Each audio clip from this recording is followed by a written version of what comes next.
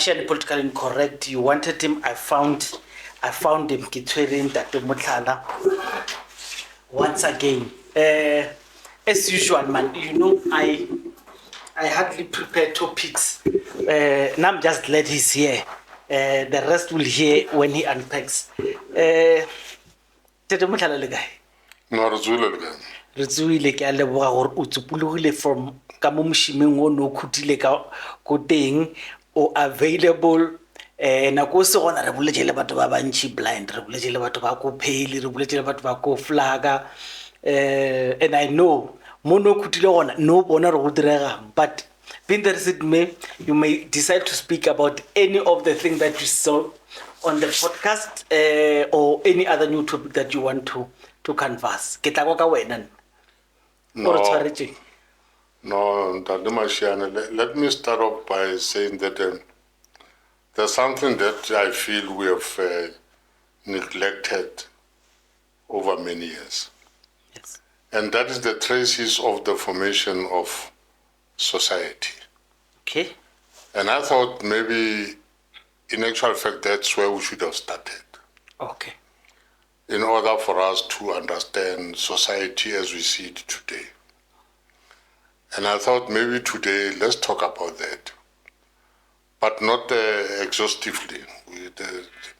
We cannot possibly exhaust the whole thing. Now, this is a topic that will be traced prehistoric time. Okay, dira phone. Okay. Yeah, I don't know. Very far because I timel. Yeah, very far. I timel. No, I timel. You can't switch it off. Okay. No, that button doesn't work. Okay, sharp. Let's see. Yeah. Now, what I'm talking about is how did society form itself in what it is today. Without necessarily getting into Stone Age and so forth and so on, but almost very contemporary, but I don't know in which standards.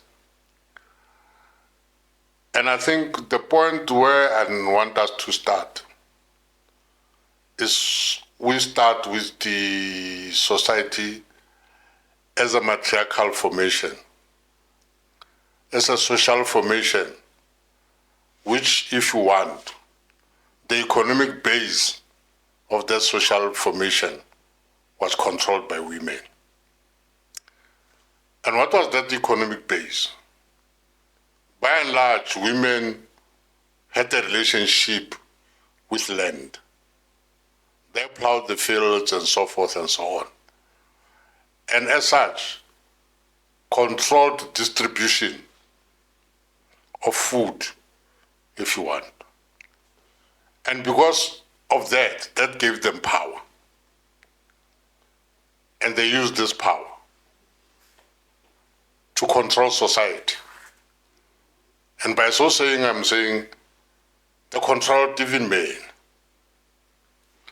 To a point where, and this is traceable in history, where a woman would have more than one husband because of the power that women had on men.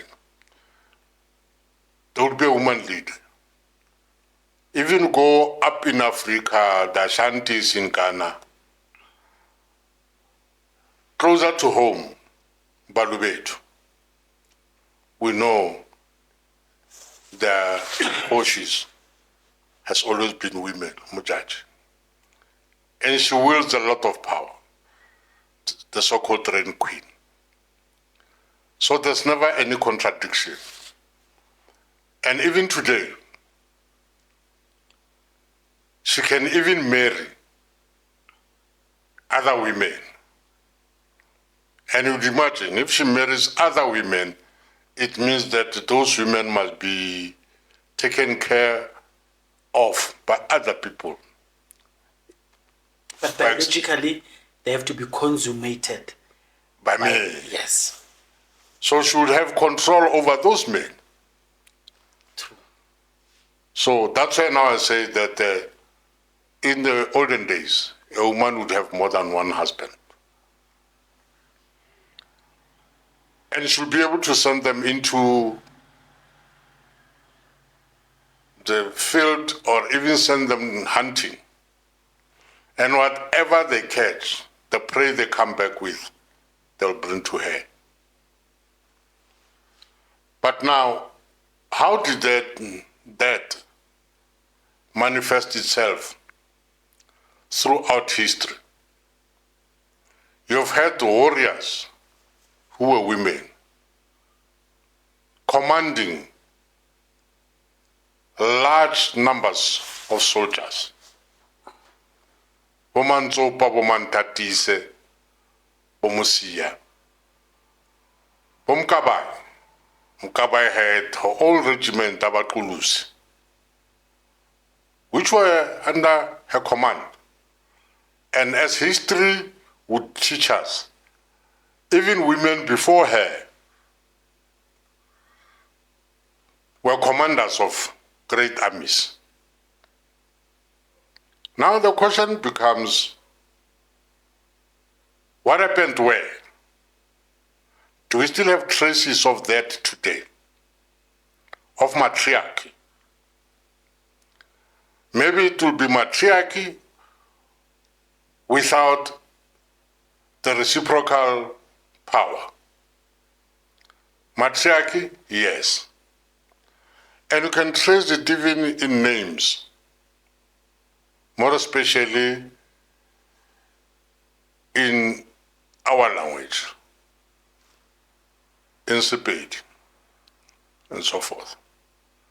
Once batware ke Ramadi Mecha, you know it's a woman. Raisecha, Ramasela, Raisibe. These are women. But what does the Ra denote? It denotes male. Now, which tells you that these people, women in the past, were leaders of the society. And then the simplest question that people must ask is what went wrong? What went wrong is that greed crept in. Those men never look so they start saying, but why, man? Why is it us that are hunting and hunting for that person? In some arguments, more especially in Sepedi, we argue with the name Musadi refers to Mutua Shalangai. Not in a derogative form. Yes. But because men would go out hunting, women will remain at home and control the household. This is it's a prelude to the one that you're going to make. Yeah. And I hope when you're going to make it, you'll go further than what you have. Especially, you are planting a seed that societies used to be run by females. So I want to ask you two questions. Yeah. Yes, because I don't want you to go deep. Two questions. You gave examples of in Africa. Does this transcend over other continents, or you're talking about the African context? That's number one. Number two, you spoke about ra. The word Rahadi, what does it denote? And instead of Mahadi, just those two, and then you close it so we can allow you to go and come and unpack the bigger scale. I'm happy that you asked that question. Okay. Kana Rahadi. Monna wa Rahadi ke ma? Re mmitjana. I can say. Go nyetse Rahadi wa motho. Le wena o ba Rahadi. Because it denotes the importance of that person who is called Rahadi, who is female. And The this matriarch.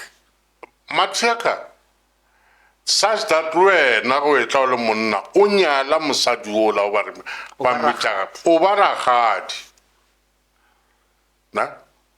Now, this is not only unique to the African continent.